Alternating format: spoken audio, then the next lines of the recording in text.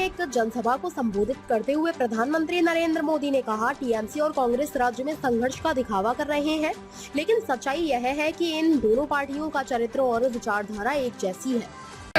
साथियों, टीएमसी और कांग्रेस यहाँ आपस में झगड़े का दिखावा जरूर करती है, लेकिन सच्चाई ये है कि दोनों के विचार और आचार व्यवहार एक जैसा है।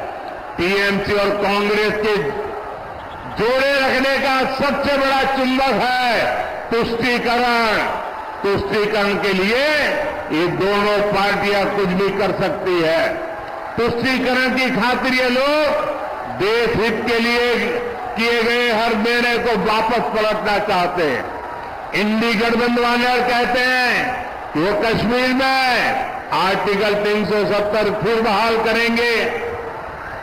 टीएमसी और कांग्रेस के नेता कह रहे हैं कि सत्ता में आए तो सीएए कानून को रद्द कर देंगे।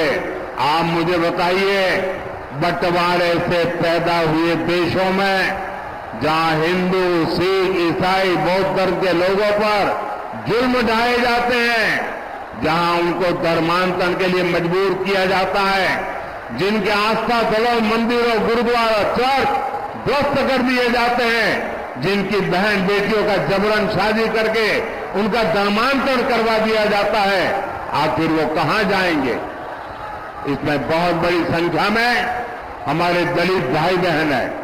तुष्टीकरण के लिए टीएमसी, कांग्रेस इन्हें भी ठुकरा देना चाहती है।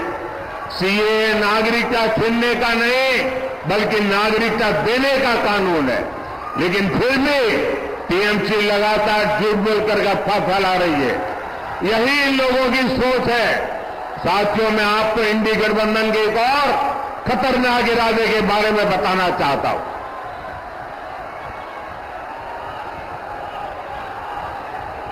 इंडी गठबंधन वाले महिलाओं, आदिवासियों और गरीबों के खिलाफ एक खतरनाक कानून बनाकर लेकर आने चाहते हैं। इस कानून में महिलाओं का मंगलसूत्र, आदिवासी महिलाओं के गहने, हर किसी की प्रॉपर्टी जांच कराने का ये कांग्रेस वालों ने ऐलान किया है। इसके लिए कांग्रेस के शहजादे विदेश से आई एक्सरे मशीन लाए हैं। वो पूरे देश में सबका एक्सरे कर देंगे।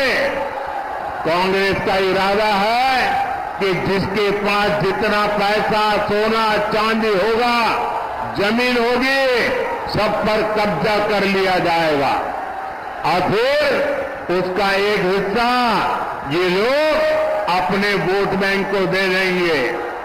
ये कांग्रेस ने घोषणा की है, लेकिन मजा देखिए, टीएमसी वाले भी उसके खिलाफ एक शब्द नहीं बोलते हैं। टीएमसी वाले चुपचाप कांग्रेस के एजेंडा को मौन रह करके समर्थन कर रहे हैं। आप देखिए, टीएमसी और कांग्रेस में तुष्टीकरण का कैसा कंपटीशन चल रहा है।